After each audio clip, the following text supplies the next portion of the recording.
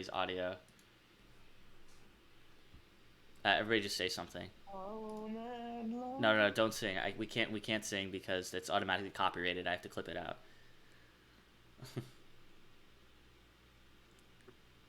Hey, Shulman, could you say something? I wanna check your audio. I'm saying something right now. All right, can you talk a little louder?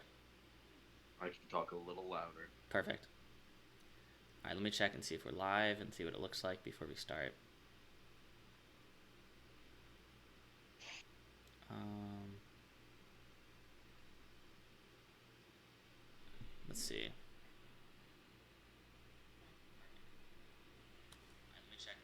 All right, everything works. All right.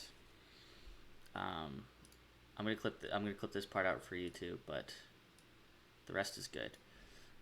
All right, everybody, welcome to 638 Podcast, episode 11. Today I am joined by the veteran Shulman and Jason. How are you guys doing today? Doing pretty good. Pretty good. Happy to be here. Excited. Got a lot to talk about. Oh yeah. What about you, Shulman? How you Can't feeling? wait to get into these topics. Yeah, this is a good one. This is actually the first podcast topic I wanted to do, but it took a little while, to get the ball rolling. And I'm happy that we're filming another podcast because it's been a couple weeks. We've been busy working on Love or Money, which has been another show that we're very excited about on the channel. So hopefully you guys can check that out if you listen to the podcast. Like I know a lot of people listen to the podcast on Apple Podcasts and Spotify. Go check out the Love or Money podcast. They're also there. And as well as, on YouTube and on Twitch now. We're on Twitch now and we're actually streaming this one live. So this should be a lot of fun. So how we ranked these the Pixar, we're going to be talking about the top 5 Pixar movies in our list. How we basically essentially did this, we all made a top 10 list. Then we basically combined them together, took the averages of the scores, and made a top 5 list. Now, just so you guys know, the top 5 list that we made doesn't necessarily reflect the individual opinions of any of us, but they reflect, I guess you could say, the collective opinions of us. Because I will say, a lot of these picks, it seemed like we felt like a lot of the top movies were in the top, except for a few that we had like very different opinions on, which we'll get into. But that now brings us, I want to start with our number 5 that came on the list. And number 5, slotting in at the 5 spot, is Finding Nemo. Now, I think obviously Finding Nemo is a classic. It's a very, very good movie, remembered very well, very prevalent in Disney, very prevalent in Pixar. Um, Overall, I would say it has a lot of staying power. I would definitely say. I'll deep dive a little bit more into the movie and why it ranks so highly on the list. But I want to throw it over to Shulman first. Shulman, where'd you have Finding Nemo, and why do you think it's slotted in at this 5 spot? It's a really good movie. There's a lot to like about it, but I feel like for me personally, over time, like it hasn't aged as well, and so that's why on my list I have it ranked at number 11. It's Mm-hmm. still in the upper tier of these Pixar movies, but when you compare it to some of the other things that they've done, I feel like it doesn't hold out as well. Right. I mean, obviously, I think me and Jason are the ones that pulled this up on the list a little bit. Yeah, I would definitely. definitely say so. I want to get Jason's input a little bit on this. Jason, why do you rank Finding Nemo so highly, and why do you think it hit this 5 spot on this list? So I actually have it on my list at number two.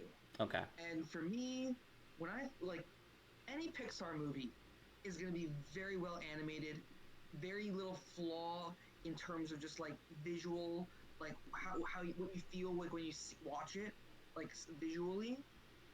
So like for me, when I think of like a Pixar movie and how I judge it, is more based on like what resonates with me and like what can I remember like for the longest and what can I like when I say like I quote in my daily life, you Mm-hmm. know? And so like that's how I sort of like determine what is a good Pixar movie in my mind because the quality wise, they all are very well made. So I'd say for me, the reason why Finding Nemo is number two is because I just find it to be a very important movie in my life, and I remember watching it so much with my sisters and my family. I mean, so many quotes come out of that movie that I just like say in my daily life. Like if something just like gets like rough, I just always like just keep swimming, just keep Mm-hmm. swimming. You know, like that's that.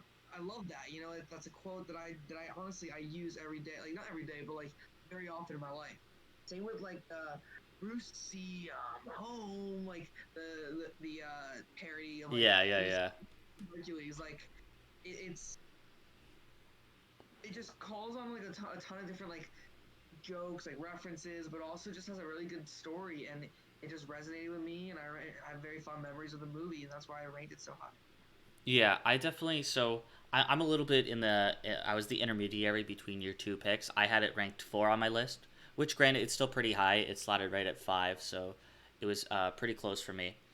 Um, I found this list was really tough to make for a few different reasons. I tried my best to take my nostalgia glasses off, but I'm definitely I'm 20 something now. Definitely have some favoritism towards the Pixar movies I grew up with.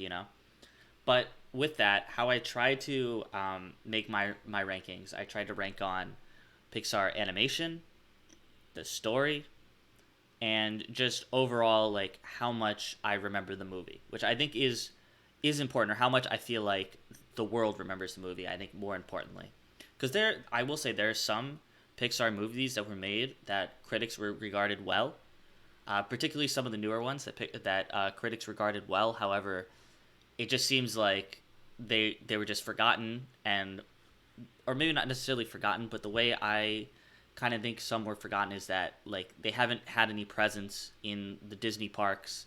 They just kind of there isn't any hype to make a sequel.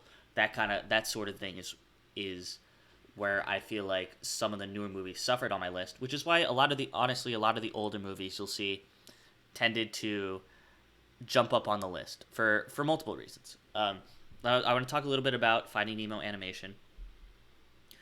I think the animation for this movie it wasn't I don't think it was amazing, but because I think more human movies that Pixar done, like they kind of blew the animation out of the water with like details and stuff. When you're doing the ocean and you're doing fish, it's not that hard to animate fish. I get it. They did make it beautiful. It served its purpose. It was definitely on the mid to mid high tier of animation quality for Pixar, in my opinion. I think the story overall, I think it's a really good story. I think it's one of the it's obviously simple yet classic, and I again it was over the mid high to high tier on their stories. I really enjoyed it, and then where it really got me, where it really bumped up to my fourth spot was that rememberability, where you kind of said those quotes that just stuck. How much the movie's just been talked about. Like this is kind of one of the flagship movies of like aquatic nature ocean movies. It just is really remembered. It's really stuck its claws into our society, and I think it's very fair to have it at this 5 spot. Now I want to give everybody else another chance to talk if they want to on this movie, or if we have anything else to say before we move on to the next one. I got more to say. Go for it. Honestly, I like the more that I think about it, like I really just think that the sequel Finding Dory just kind of drags this movie down a bit, in my opinion. Like Hmm. going back, just the movie is great on its own, and especially at the time, like the animation on the water was like insane. How detailed this was, like it was never done before. But the characters, well, like there are a lot of memorable characters there. Like Dory's fun in the first movie, but seeing her in her second movie, just I feel like it kind of taints the character, Right. and it kind of like that's why like when I go back and watch like Finding Nemo nowadays, now I'm more annoyed at Dory because of like who she is in uh in Finding Dory. If that makes sense. Like seeing her journey there just kind of like frustrates me, and so that's why like when I think back to Finding Nemo, I'm like, I don't really need to watch this one as often. Like if I have if any of the movies like on this list are like on, and I have to pick like, oh, which one am I gonna watch right now? That's why like I'd probably put Finding Nemo a bit lower than the other. It's not that it's not a good movie, just that like Dory in particular just like really annoys me. Yeah, I definitely I tried to I tried my hardest to like remove the movies from their sequels and vice versa. Which there have been quite a few sequels in the Pixar universe, specifically recently. However, I tried my best to do that because like if I had that same logic, like then I would think less fondly on Star Wars if I like really like made the sequels like sully some of the originals. But that's a story for another day. I want to give Jason one more chance to talk about Finding Nemo a little more, and then we can move on to the next one. I don't really have much more to say about Finding Nemo. All right, I'm gonna perfect. like said my piece. Yeah. Yeah. And just anyone that's watching in Twitch right now, feel free to post comments and stuff. We'll definitely, if you want to be a part of the conversation, we're here, we're live. I have Twitch chat open. Um, moving right along. So we actually have a tie for our next two movies that I guess is in. They're both tied for 3/4. We'll start, and those movies are Toy Story 3 and Monsters Inc. Those were tied in the 3/4 spot. The both are very, very, very good movies. One's a beginning of a franchise. The other one was supposed to be a perfect ending of a franchise. However, we'll talk about that in a bit. And no, Shrek is not a Pixar movie. I just want to make that clear. Mr. BM9899 in the chat. However, I believe DreamWorks was a DreamWorks wasn't DreamWorks like a branch off from Pixar? Weren't those people fired or something? Shulman, do you know that?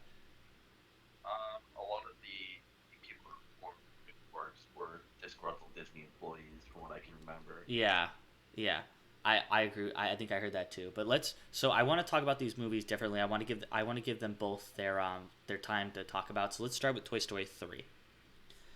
Toy Story 3 was, well, obviously Toy Story was the first big hit for Pixar. There was their first It was movie. their first movie. Toy Yes. Story was their first movie, so Whatever. Pixar was their first big hit. Exactly. Okay. Well, hey, you know what? If your first movie is your first big hit, that's great.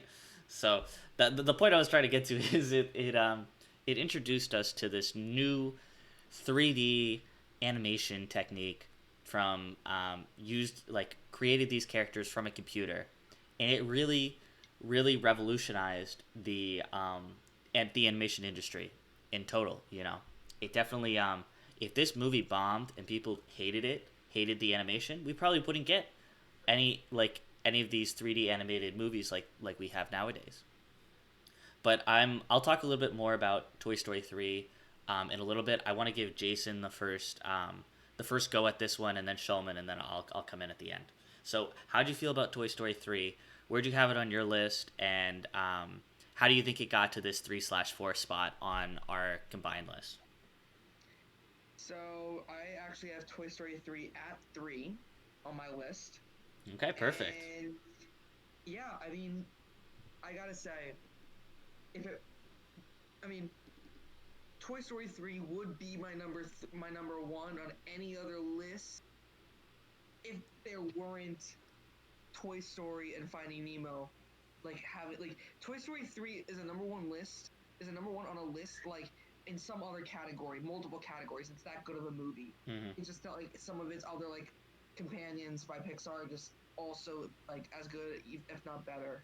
But like, so I have Toy Story 3 at 3, and I'd say Toy Story 3, I remember the most in terms of like that came out when we were first like starting to become like teenagers, you know, Mm-hmm. like late tweens to early teens, and like that was the first time I remember being like more like somewhat mature and going to see Toy Story 3. It's like, oh yeah, it's Toy Story 3. Like I'm trying to grow up here. I'm trying to be cool. Or I don't want to go see like a Pixar kids movie, that kind of a thing. But Toy Story 3, like, it made me cry.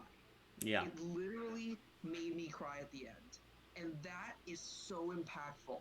When a movie actually elicits that emotion, like something a movie can make you sad, like oh my god, I can't believe that. But I actually started crying at the very end, and that kind of just like emotion to feel from a movie is just I've never felt like that before. Like even in terms of like happiness, like no movie has really made me like yeah, like super excited and happy. Like yeah, awesome, great ending, But like I actually cried at Toy Story 3, and it just left a giant mark on me as a person. Yeah, no, I definitely agree. I want to give Shulman a chance, but I just wanted to make one interesting point that um, you kind of alluded to is this was the first time that Pixar like made a sequel to one of their movies like with a big time gap in between. This was, I believe it was a 10-year time gap. I remember them saying on the news. I believe it was a 10-year time gap, and honestly, yeah, I was just gonna say this, like this kind of sprung the idea of, oh, like we can take some of our great classics and then add another movie to it, and then they kind of did Finding Dory and Incredibles 2, which honestly those movies, those sequels don't compare to Toy Story 3, to be honest. Like I really thought like Toy Story 3 was a leg above, but I want to let Shulman Well, can talk. I just say one more thing? Yeah, go for it, go ahead. Toy Story 3, like, I think another reason why Toy Story 3 is even just like very fondly remembered by like a lot of people is because it's the first movie that like Pixar decided to create a movie for like the generation that grew up with their first few movies, Mm-hmm. you know? Like, so it was a lot more relatable. Like, Andy's now like a grown person, Like, just like a lot of us were in, like, I think it was like middle school or high school, Like, yeah, he's going off to college, like a little bit older than us. But, I mean, it was the first time where, like Pixar decided to make a movie that like kept with their initial audience, like what they're going through right now, and it's that more relatable and that more impactful because of that. Yeah, You definitely. know, I want to throw this over to Shulman now. Shulman, where'd you have Toy Story 3 on the list? Why'd you rank it there? How do you feel like it slotted into this 3-4 spot? On my personal list, I put Toy Story 3 as number two. Okay. Toy Story 3 is almost a perfect movie. There's a lot going for it. The story is great. The animation is great.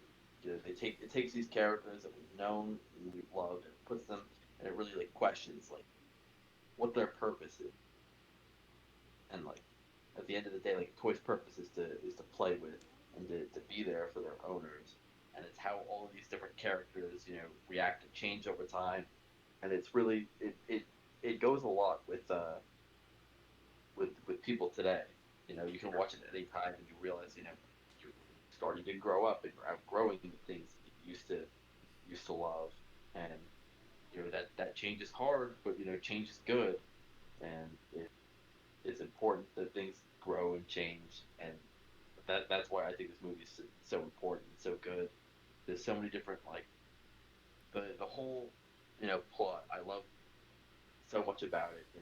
All the new toys that they introduced in this movie are so fun, and there's a lot more of them I think introduced in this movie that do a lot of really cool things than in Toy Story 2. Not Toy Story 1 because that introduced all the toys, Yeah. but there's just so much out there, and I think it takes what was good about the concept of the original movie and it elevates it to the next level. Yeah. I 100% agree with you. So, my interpretation on this movie, I really should have put it higher on my list, as I was kind of discussing before we went live. I kind of messed up. I put Toy Story 3 9 on my list, but I was just like listing them out and I was gonna move it up, but I didn't end up moving it up before I did the calculations. But I'm happy it slotted in this 3 to 4 spot. I think that's fine. Um, there are just a lot of great Pixar movies. It's very hard to move things up, but things that I think Toy Story 3 did really well. One, I think it's on the upper echelon of animation for Pixar. I think it was, especially for the time, I thought it was very well animated. Had great detail, especially when they were in the kindergarten. There were just a lot of things. The story, it was one of the best stories because a lot of the stories in Pixar, they have a good beginning to a good end, but the end is always kind of open, like, oh, they live happily ever after, whatever. But this was a powerful ending, It was just, it was like, all right, you already know how it began. Like, we're gonna give you the end, which again didn't exactly end up happening, but at the time, it gave me closure. Like a lot of the movies, which again they made sequels recently, like sure you got some sort of closure, but they were one-off movies at the time, so you didn't really need that closure necessarily. But with Toy Story, they made three fantastic movies. Toy Story 1 was great. Toy Story 2 was one of my personal favorites, and then Toy Story 3, just after all that investment for those years, it gave you a great closure, as well as as Shulman and Jason were alluding to. It you know it was very relatable. I think specifically to our generation because Andy was, as I said, Andy was growing up. He like we were growing up at the time. We watched the first movies as kids. We're now teenagers at that time, and just how it was very relatable because we played with toys, then we slowly moved to other things and whatnot, and just how much emotion like that movie got out of you. I think Pixar is known for having an emotional reaction, but I do agree this was definitely one of the ones. I won't say it was necessarily sadness I felt, but it was like admiration mixed with some like realism, like wow, this hit, it's really, this is really real, this is what, this is kind of what happens growing up is amazing, but it's also sad in some ways because you you lose your childhood in a bit, which again changes, as Sean was saying, changes a good thing, but at the same time it can be scary, and it also can be, it's you're going into the unknown in a sense. I want to give Shulman, then Jason, if you guys want to say anything else on the topic before we move on. Um, yeah, I just think that, like Toy Story 3 is the best out of the whole trilogy. The fourth movie does not exist in my eyes. Yeah, I'm on the Uh, same boat as you. yeah, Even though the but like animation was this great for the fourth movie, the animation was great, but animation was flawless. The story was pretty good up until a certain point, and then it it just didn't need to happen. And it ruins a lot of what makes this movie special. And but what makes, like, compared to Finding Nemo, I think what makes this movie special is able to like overlook and outweigh what makes it's the next movie like so bad. And as a franchise, this movie's just better. mm-hmm. Jason, anything you'd like to add before we move on to our next pick? Well, I was just curious. Like, would you do you guys want to hear the Rotten Tomatoes score for this movie? I think it was 100%. Was it? 98% There we go. tomato meter, and audience score was 89%. Okay. So yeah, again, critics loved it. Everybody loved it. It was a great movie. um, but once again, this was tied for the 3/4 spot with one other movie, and that was Monsters Inc. Now, let me look back to my list. I had Monsters Inc. I had Monsters Inc. too, so very close. I feel like a lot of our top movies kind of aligned, except for a few. Um, I want to throw it over to Shulman first. I want Shulman to get the first word on this. Where do you have Monsters Inc.? How do you think it's slotted in this 3/4 spot? And what's your overall impression of the movie and how you ranked it? Ranking, I have Monsters Inc. number 8.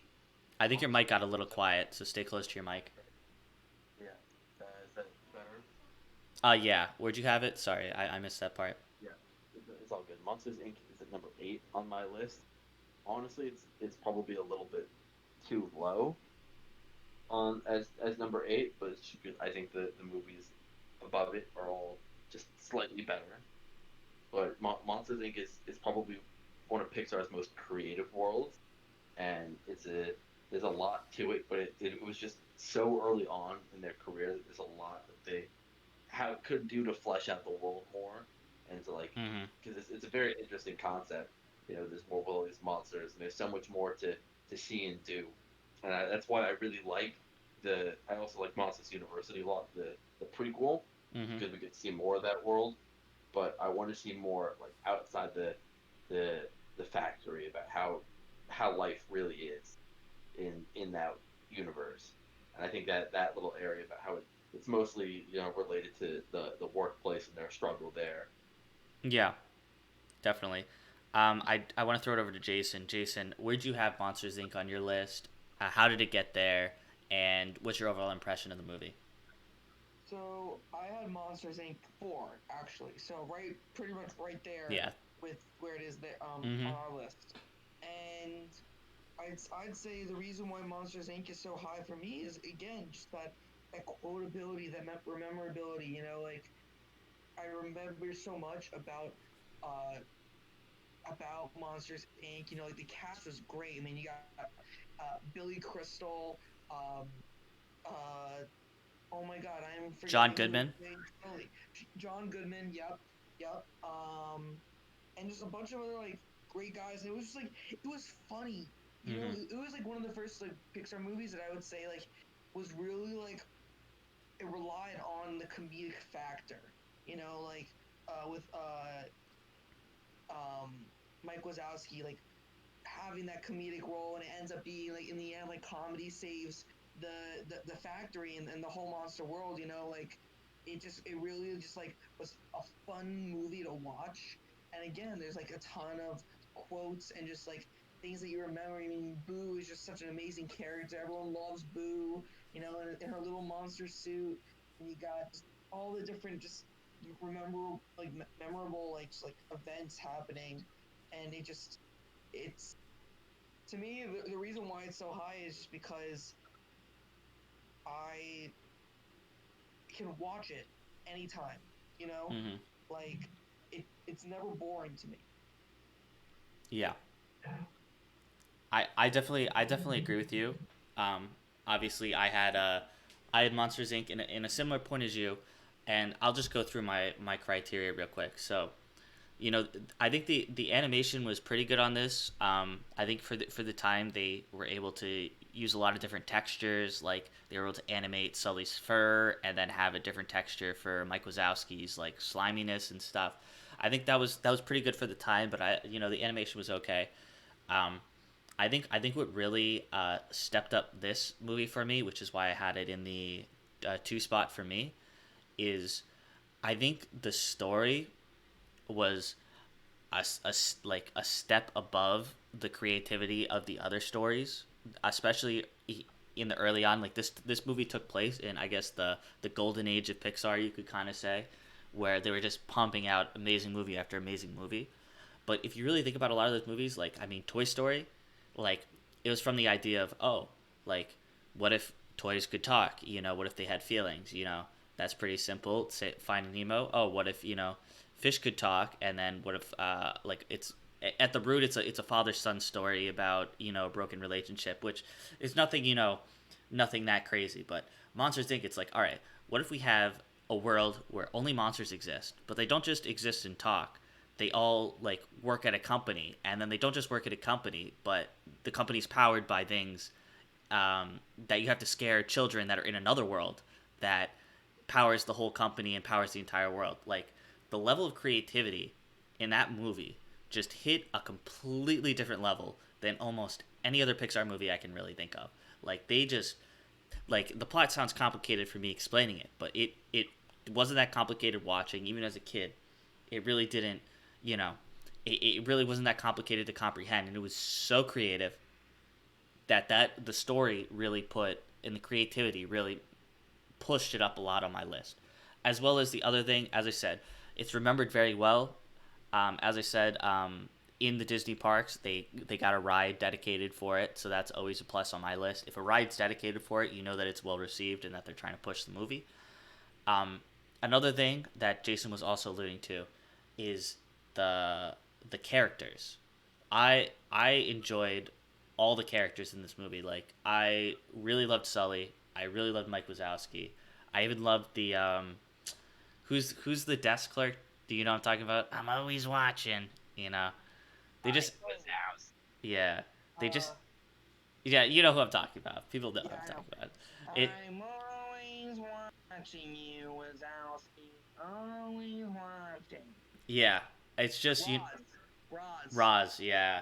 It's just the characters, especially the main characters, were so great in this movie. They're honestly between that and Toy Story, they're like probably my favorite characters. And as I said, the originality and the lovable characters is why I think it ranked this highly on the list. And I think it's perfectly fine being in this 3 to 4 spot. Um, I wanna throw it over if anyone has any final words on the movie before we reveal our top two. We'll start with Shulman. Do you have anything else you'd like to discuss? Um, yeah, I just I put it at 8. I think it could be a bit higher, but it's one of those things where like all of these movies from like this point like onward on my list are all so good Yeah. that just because like 8 it sounds low, but it's really not. Yeah, Pixar So has I some great definitely movies. Like I I think, feel like I did yeah. like Sorry. I didn't know how much I like this movie as well, but I definitely really love this movie. Yeah, I don't know the exact number, but I was gonna say like I would say a majority of the Pixar movies won Best Animated Film for whatever year it was released. Like I don't know that someone can fact check me, but I would say at least 10 of them won like Best Animated Movie of the Year. Um, I want to throw it over to Jason again. Jason, anything else you'd like to add to Monsters Inc. before we move on to our top two? No. All right, perfect. So, how this is going to work, we're going to talk about number two. Then, after that, we're going to reveal all the honorable mentions that were like between our 10 to 7 spot. And then we'll reveal number one. But sitting at number two, we have The Incredibles. Now, I want to throw this over to Shulman first, actually, because I know Shulman loves The Incredibles. So I want you to talk a little bit about it. Where'd you have it on your list? And why do you think the movie was so successful and landed on this two spot? I think this movie is so successful because it is the best Pixar movie ever made. Incredibles is number one. There's so much like detail and depth to these characters and this whole superhero world that they create. Like it's I think that this movie out a lot of the Pixar movies have spawned a lot of like famous quotes like Jason was saying earlier. But this I mean like honey, where's my super suit? Yeah, that's a great And one. Where is my super suit? mhm, like that one, and there's just so much like depth to this movie, you know. Uh, and there's so many like different like hidden layers between a lot of the characters and what's going on there. Mr. Incredible, his original suit was blue and Elastigirl's was red, and their first kid is Violet. I saw that The mix Reddit of the post. two. I saw that Reddit I post the other did see day. that the other day. I saw it the other day, but like I saw that years ago too. But like man, there's just so much like to these movies. Like the story is fantastic, and the animation is great. And I think that was for the longest time like most of these Pixar movies were we had Toy Story and Bugs Life and Monsters Inc. They were all stories about like animals or creatures or something like that or toys because they weren't confident enough in their people, like Hmm. how they could make people. But this was one of the first of their movies where they were like, okay, like we feel confident enough that we can make like good looking people, and they did. They're all it all feels right out of a comic book, larger than life characters, superheroes, going off on these adventures and doing things, and it's kind of like a modern day like it was the superheroes before the superhero craze, Hmm. and it's probably like the best like original group of superheroes like outside of like Marvel and DC. Definitely. I want to throw it over to Jason. Um, Jason, how did you feel about The Incredibles, and where'd you have it on your list? And reiterate your reasonings for why it was on your list. There. So I currently have The Incredibles at number five. Um, and that's only because like there are like so many good movies. Like The Incredibles. Maybe I could have put it higher, but I Don't will feel say peer like pressured. It's okay. Don't feel peer pressured by our no. resident showman. The thing is like with only doing a top five, like it's not that the fifth movie is bad. It's still really good. Hmm. Like there are so many Pixar movies that are so good, like Ratatouille and Up. Like those aren't in our top Well, they could five. be number one. They could be They number could be one. number one. They could be number one. But like in reality, like five isn't bad. And I have Incredibles at number five, and I'd say again, like building on what like Shulman was saying, is like um um oh yes, what Shulman was saying was about like it being like superheroes and like original superheroes um instead of like a superheroes from like A a comic, comic yeah. company, you know, like a comic. It's like just a new take on superheroes, and it's original in like an age when everything was like a spin-off or like had to do with a copy of like Marvel or DC. And this was the first time we had like original superheroes that were like fun to watch and cool to see. And again, it's also a very quotable movie. So Definitely. that's why I have it at number five. Yeah. Um, I'll talk a little bit about my rankings on this and where I had it. So I had it number three. I think number three is very very respectable. Reasons why I had it number three.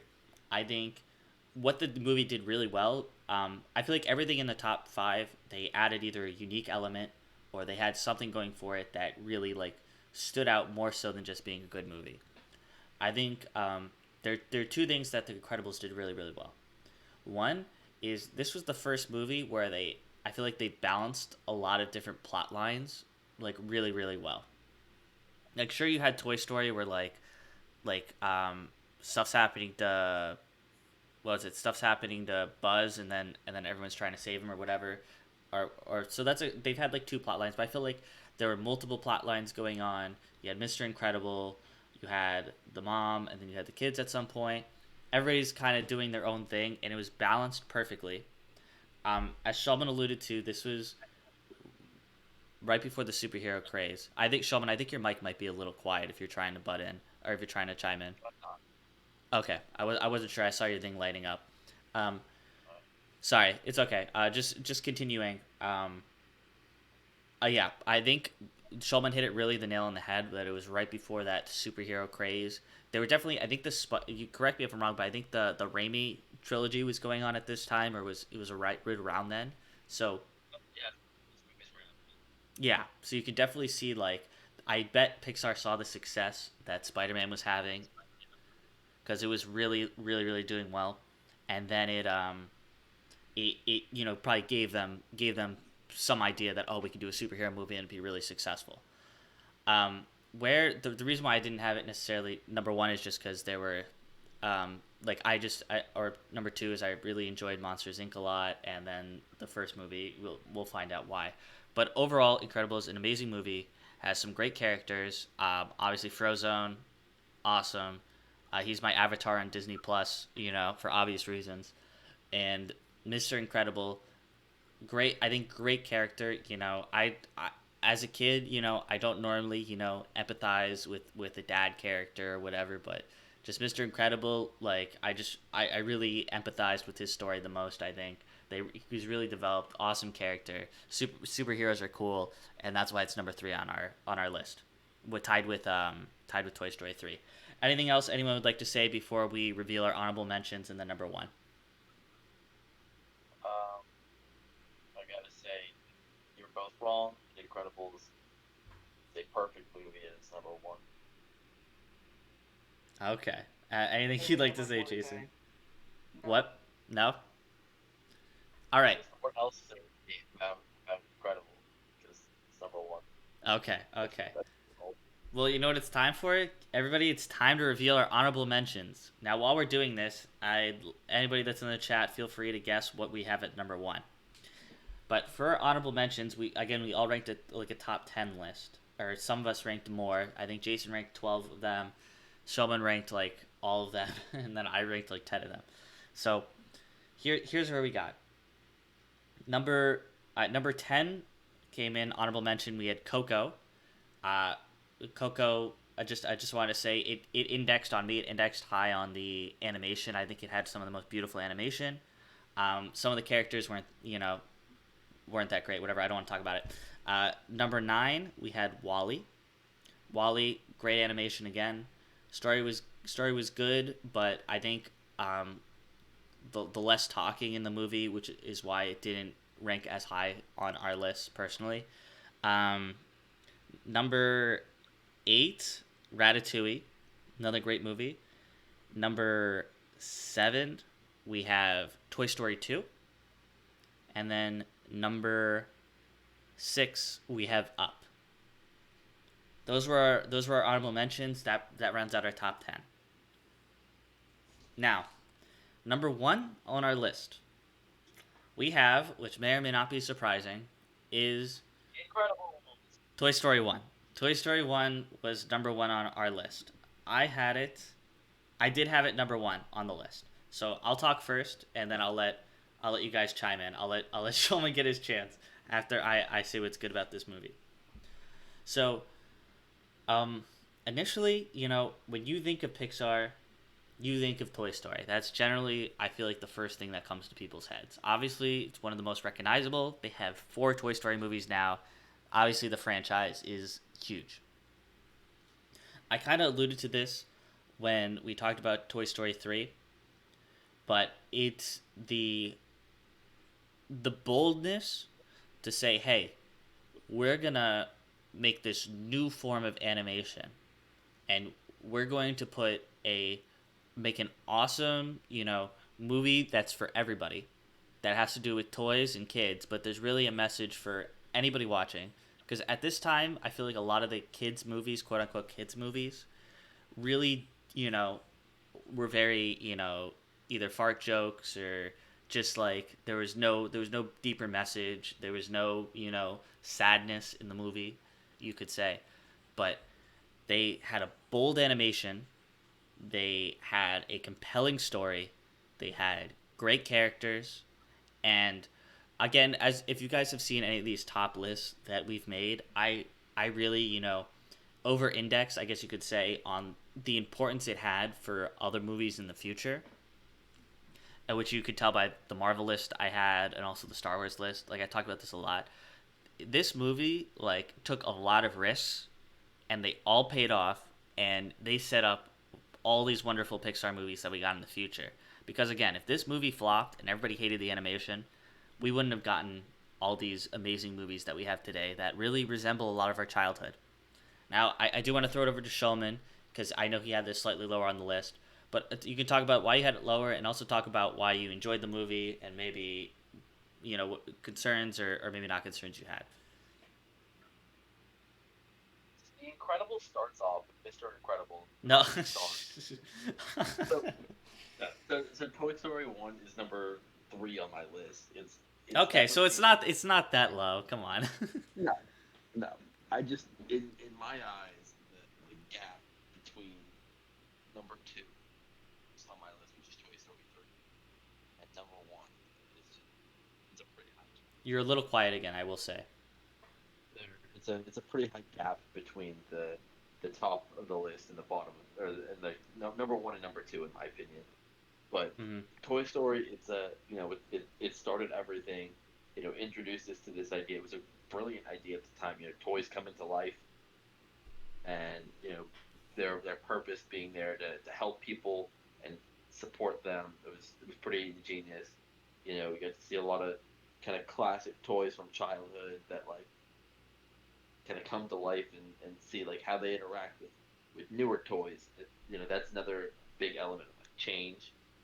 Change was super important in Toy Story 3 and in Toy Story 2 and in Toy Story uh, the ride, because there is Mm-hmm. no fourth movie.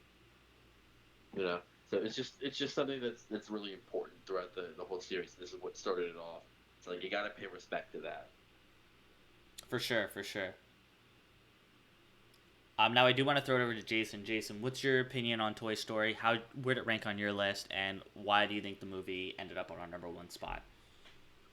So I also had Toy Story at number one. Um, Toy Story is the first Pixar movie I ever saw. It it just encompasses what it. I mean, it's really relatable for like little kids, and it's targeted for little kids, and it's very made very well to be a family and family friendly, kid friendly movie. And I'd say the reason why it's number one is because if you're a kid, if you go through childhood having not watched Toy Story 1, you have not had a childhood to begin with, in my opinion. Mm-hmm. Like Toy Story, like to me, is just that encompassing like moment in my childhood. It's just like pure like joy and just like laughter and fun watching the movie. Like if I had to describe like if I could say like what's the most memorable thing from your childhood, it's watching Toy Story. And that's why it's number one on my list. It was so just incredible to watch and so fun to watch. Mm-hmm. I mean, I'm not as you can tell from like all of, like my rankings and everything like that. I'm not that super technical and stuff. I like ranking like how good's the animation quality and just like all that. It's really to me just more about like the story and the emotions that I feel from watching it. And Toy Story literally in like it is a roller coaster of emotions, and you love it every single minute, every single second. You know, it's just it keeps the viewer engaged, and it just really, you know, little kids are very hard to impress, and they have a very short um like attention span, you know. And for a Mm-hmm. movie to be able to just like keep a kid's attention for that long and really just please them and inspire them, it's got to be number one on this list and one of the best movies of all time. Yeah, for sure. I think that pretty much wraps up our list. Honestly, I don't know if anyone else really has anything to say, but so that was our list. Once again, I'll reiterate it. We have Finding Nemo at number five, Toy Story 3 and Monsters Inc. at that 3 to 4 spot, Incredibles at number two, and Toy Story 1 at number one. Once again, we had Pixar has a bunch of amazing movies. I believe 22 or 23 movies in total. Shout out to Onward, that's on Disney Plus right now. I think that was really commendable that Pixar did that.